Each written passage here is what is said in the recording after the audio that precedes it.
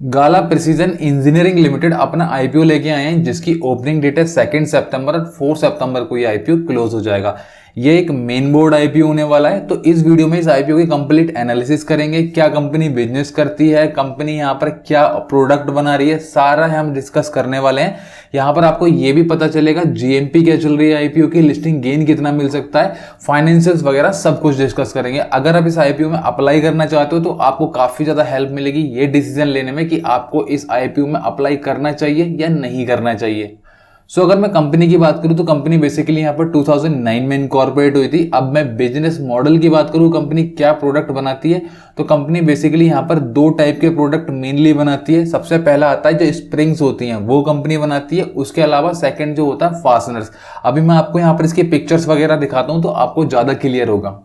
Basically यहाँ पर जो उसका पहला प्रोडक्ट है जो कि है स्प्रिंग, उसमें यहाँ पर डिस्क स्प्रिंग का काफी ज्यादा यूज किया जाता है। आप देख सकते हो इस टाइप की जो है डिस्क स्प्रिंग कंपनी बनाती है। ये कहाँ पर यूज होती है वो भी मैं अभी आगे बताऊंगा। तो उसके अलावा जो इसका सेकंड प्रोडक्ट है वो है हमारा फास्टनर्स। अब बेसिकली आप इसको लेमन टर्म में कह सकते हो, जो आपने सुना होगा नट बोल्ट टाइप का होता है, बट ये बहुत हाई टेंसाइल होता है। ये बहुत ज्यादा शॉक को एब्जॉर्ब कर सकता है, बहुत ज्यादा लोड को हैंडल कर सकता है। तो अब यहाँ पर अगर हम इसकी एप्लीकेशन की बात करें, कहाँ पर ये इसके प्रोडक्ट यूज किए जाते हैं, तो रिन्यूएबल एनर्जी के अंदर इसके प्रोडक्ट को यूज किया जाता है। अगर हम बात करें विंड एनर्जी के लिए जो प्लांट बनते हैं ना, तो उसमें जो इसके ब्लेड्स होते हैं ना जो यहाँ पर घूमते हैं विंड एनर्जी में, तो उनके ब्लेड्स को जो है ना एब्जॉर्ब करने के लिए जो भी शॉक आता है, जो भी शॉक एब्जॉर्ब होता है वो स्प्रिंग्स के थ्रू होता है। क्योंकि एक साथ जो ऐसे वो चक्कर घुमाते हैं ना, तो काफी ज्यादा शॉक एब्जॉर्ब करने के लिए वहां पर स्प्रिंग चाहिए होता है, तो यहाँ पर वो स्प्रिंग यूज की जाती है।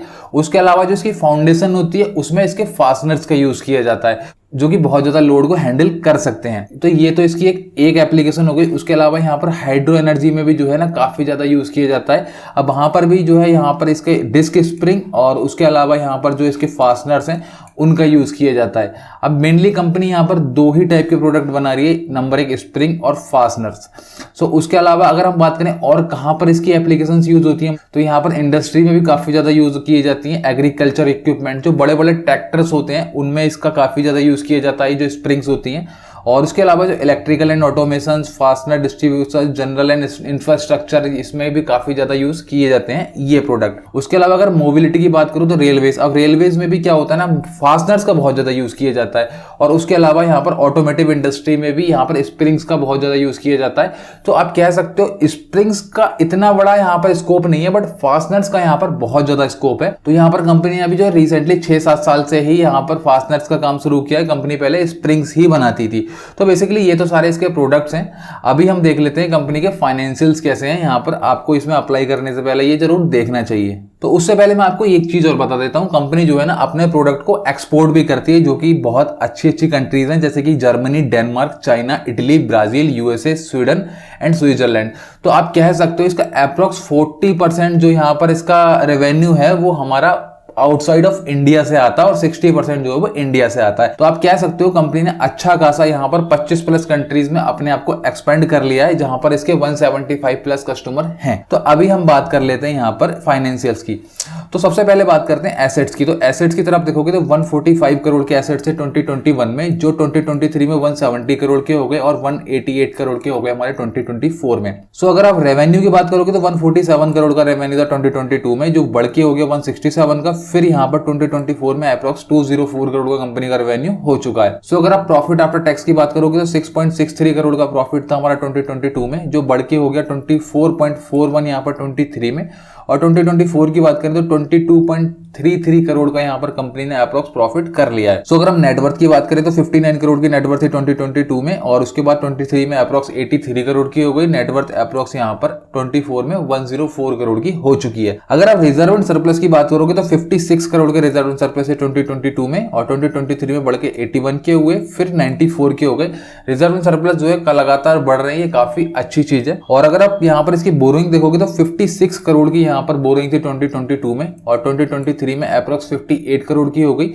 और उसके अलावा यहाँ पर 2024 में अभी करंट ईयर में यहाँ पर 55 करोड़ रुपए की कंपनी के पास बोरिंग है।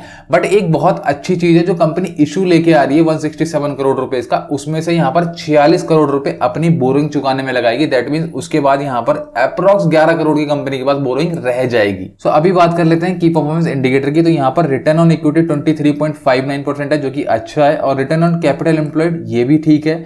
और यहाँ पर अगर हम डेट टू इक्विटी की बात करें तो अभी करंटली 0.53 है, जैसा कि कंपनी यहाँ पर डेट चुकाने वाली है अप्रॉक्स 46 करोड़ रुपए का जो आईपीओ इशू कर रही है उसके पैसों से। सो यहाँ पर ये और भी कम हो जाएगा। रिटर्न ऑन नेटवर्थ की बात करें 21.38% और प्रॉफिट टू बुक वैल्यू 5.12 और प्रॉफिट आफ्टर टैक्स जो मार्जिन है वो 11.89 है, ये भी ठीक है। सो अर्निंग पर शेयर की बात करें तो यहाँ पर 17.63 है जो कि ठीक लग रहा है, और पी जो यहाँ पर 30.01 है, ये थोड़ा सा मुझे ज्यादा लग रहा है। अगर पी यहाँ पर 25 से बिलो होता तो ठीक था, बट यहां पर थोड़ा सा मुझे महंगा लग रहा है। सो अभी बात कर लेते हैं objective of the issue, IPO company लेके क्यों आ रही है। तो बेसिकली यहाँ पर जो कंपनी आईपीओ लेके आ रही है उसका मेन रीजन ये है कि कंपनी जो है अपने आप को एक्सपेंड करना चाहती है। तमिलनाडु चेन्नई के अंदर जो है वो एक नया प्लांट लगा रही है। उसके अलावा जो इसकी महाराष्ट्र में एक और प्लांट है उसमें भी कुछ यहाँ पर ये इन्वेस्टमेंट करेगी, जिससे इसका यहाँ पर मैन्युफैक्चरिंग कैपेसिटी और बढ़ जाएगी।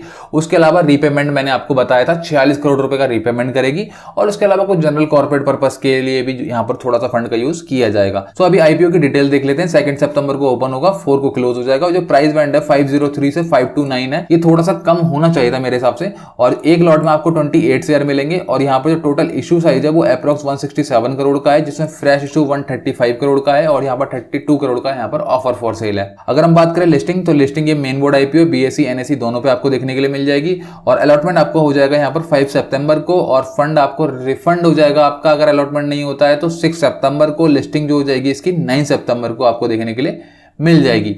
सो अगर हम बात करें यहाँ पर रिटेल की, तो यहाँ पर आप मिनिमम 1 लॉट अप्लाई कर सकते हो और मैक्सिमम 13 लॉट अप्लाई कर सकते हो, जिसके लिए मिनिमम आपको 14,812 रुपए देने पड़ेंगे और मैक्सिमम आपको 1,92,506 रुपीज आपको देने पड़ेंगे।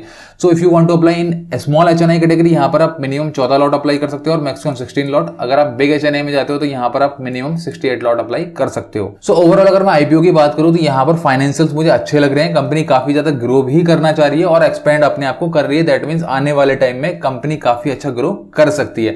सो अभी बात कर लेते हैं जीएमपी की, क्योंकि मोस्टली लोग तो जीएमपी और लिस्टिंग गेन के लिए ही अप्लाई करते हैं। तो उससे पहले मैं आपको बता देता हूं, मैंने एक टेलीग्राम चैनल बनाया हुआ है जहां पर आपको सारी अपडेट्स मिलती हैं। कोई भी अगर आईपीओ आने वाला होता तो आपको पता लग जाएगा, जीएमपी में कुछ भी आपको चेंज होगा तो पता लग जाएगा, अलॉटमेंट होता है तो आपको पता लग जाएगा। अगर आप चाहो तो उसको ज्वाइन कर सकते हो, लिंक डिस्क्रिप्शन में है, बिल्कुल फ्री है। सो अगर हम बात करें जीएमपी की, तो यहाँ पर जीएमपी जो चल रही है अभी यहाँ पर 529 रुपए के प्राइस के अगेंस्ट में यहाँ पर जीएमपी 240 रुपए की है। दैट मीन्स 45% की।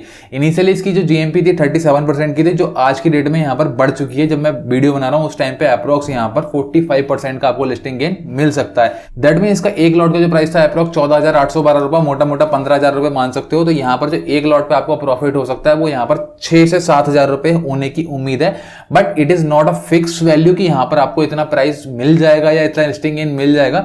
But as per the GMP आपको इतना प्रॉफिट हो सकता है। बट मैं कोई रिकमेंडेशन नहीं दे रहा हूं कि आपको इस आईपीओ में अप्लाई करना चाहिए या नहीं करना चाहिए। मैं अगर अपना पर्सनल ओपिनियन दूं, I will apply this IPO.